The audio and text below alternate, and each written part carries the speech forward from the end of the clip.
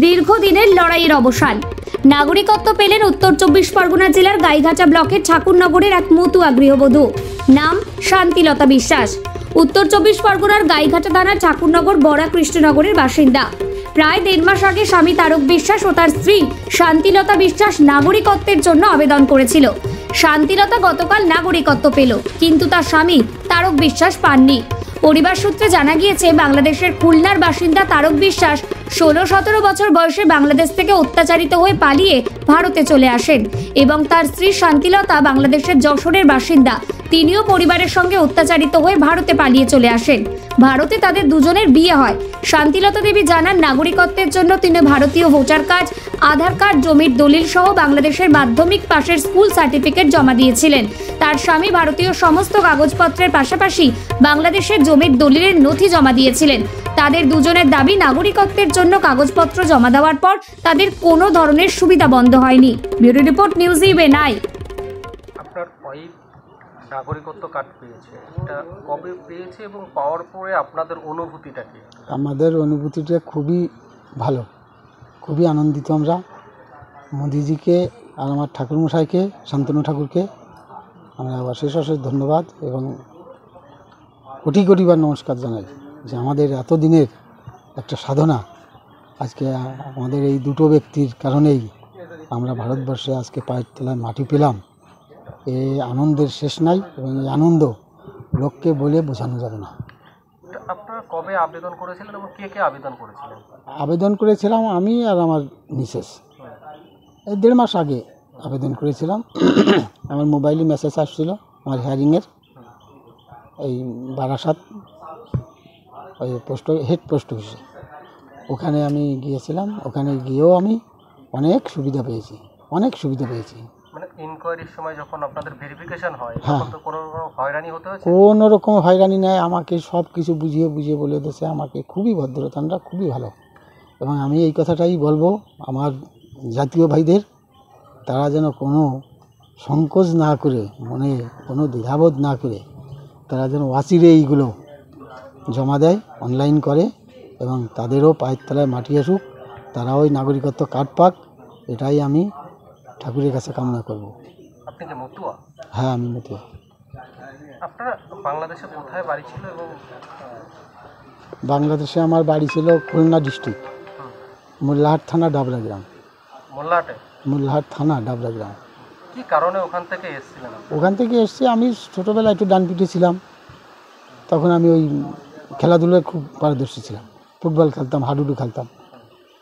এরপরে একটা ঝামেলায় পড়ে গেলাম। আমার খুব মারপিট করছিল মুসলমানরা। তারপরেও আমার খুব আমার জীবন নিয়েই একটা সমস্যা বেঁধে গেল। তারপরে আমি এখানে চলে আসি। আমি এসে এখানে থেকে যাই। কত সাল নাগাদ? ওইটা আমি বলতে পারি, আমার সালটা মনে নেই। সে নাম তো লেখাপড়া কম জানি, সালটা মনে নেই। কিন্তু আমার ইয়ে আছে, আমি 37 বছর আগে আসছি। বলা হচ্ছিল যে নাগরিকত্বের জন্য আবেদন করতে অনেক কিছু কাগজপত্র লাগবে। কি কি কাগজপত্র দিয়েছিলেন আপনারা? আমি দিয়েছি আমার বাড়ির দলিল, আমার জমির দলিলটা দিয়েছি, আই কার্ড দিয়েছি, রেশন কার্ড দিয়েছি, আধার কার্ড দিয়েছি, প্লাস বাংলাদেশের একটা ডকুমেন্ট দিয়েছি। আমি দিয়েছি আমার জমির দলিল। এই যে আবেদন করার পরে আপনাদের কি কোনো ধরনের সুবিধা যেসব পান এখানকার সরকারি সুবিধা, ভোটার কার্ড, আধার কার্ড, রেশন, কোনো লক্ষ্মীর ভাণ্ডার, এসব নিয়ে কোনো কিছুতে অসুবিধা? কোনো অসুবিধা হয় না আমাদের। বন্ধ হয়েছে? না না না। মানে এই কার্ড পাওয়ার পরে আপনার অনুভূতিটা? আমার অনুভূতিটা খুবই মনের দিক দিয়ে। আমি বাংলাদেশ দিয়ে 37 বছরে এসেছি, কিন্তু এত মনের জোর আমার ছিল না। যেহেতু আমরা আগে ভোটার হয়েছি, আছে আধার কার্ড, রেশন কার্ড, তবুও তো আমরা নাগরিকত্ব কার্ড যতদিন আমরা পাই নাই, ততদিন তো আমরা দেশের যে ভারতের লোক, আমরা এইটা তো আমাদের গণ্য হয় নাই। আপনারা তো ভোট দিতেন? হ্যাঁ, আবার ভোট দিতাম। যাই হোক, এইটা পাওয়াতে এখন আমি যে ভারতবর্ষের একটা নাগরিক, এটা আমি মনে করছি বা আমি বুঝেছি, আমি পেয়েছি। এতে আমি খুবই আনন্দিত। আপনার নামটা? আমার নাম তারক বিশ্বাস। গতদিন আপনি কবে গতদিন, নাগরিকত্ব গতদিন রাত্রে কার্ডটা পাইছি। আপনি কবে নাগরিকত্ব কার্ডটা পেয়েছেন, হাতে কবে পেয়েছেন? কালকে কালকে। কালকে পেয়েছি। কিভাবে পেলেন? ওই আমার কাকার বাড়ি বসে এই আমার যা ডকুমেন্টস ওইগুলো অনলাইনে জমা দিয়েছিলাম। তারপরে ওই ইসির থেকে যেখানে জমা দিছি ওইখান থেকে আর কি করছিল, ফোন করছিল যে তোমার হেয়ারিং। তা আমরা যে গত সোমবার, ওই সোমবারের দিন বারাসাত হেড পোস্ট অফিস ওইখানে যেয়ে হেয়ারিং করিয়া আসার পরে আমাদের কালকেই আবার সংবাদ বলে দিয়েছে যে তোমাদের নাগরিকত্ব কার্ড পেয়ে গেছে। কি কি ডকুমেন্টস আপনি দিয়েছিলেন, মানে এখানকার কি কি দিয়েছিলেন বা বাংলাদেশের কোনো ডকুমেন্টস দিতে হয়েছিল? হ্যাঁ, বাংলাদেশের ডকুমেন্ট দিয়েছি। কি দিয়েছিলেন? এইখানের আই কার্ড, আধার কার্ড, তারপরে রেশন কার্ড আর জমির দলিল। আমার জমির দলিল আছে আমার নামে আর ওনার নামে, জমির দলিল মানে এখানকার না যাবতীয় এইখানের।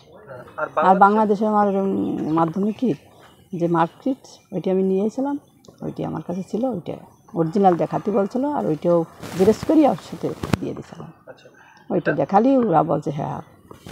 এটা কতদিন আগে আপনি আবেদন করেন? 1.5 মাস আগে থেকে। তারপরে যেটা বলা হচ্ছিল, মানে আমার রাজ্যে তো বিভিন্নভাবে প্রচার চলছিল যে নাগরিকত্বের জন্য আবেদন করার পরে তার সমস্ত ফ্যাসিলিটি বন্ধ হয়ে যাবে।